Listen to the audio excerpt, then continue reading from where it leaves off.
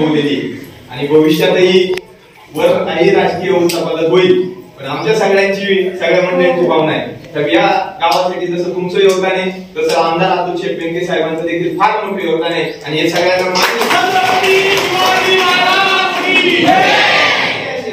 आम्हाला खासदार पण उच्च शिक्षित पाहिजे, आमदार उच्च शिक्षित पाहिजे. तुम्ही डॉक्टर आहेत, अतुल बेनके इंजिनियर आहेत आणि इंजिनियर चौथी नापास 10वी नापास वाले तालुक्याला कुणी दिशा देऊ शकत नाही या विचाराचा मी कार्यकर्ता आहे. कारण माझी मिसेस MBA सरपंच आहे.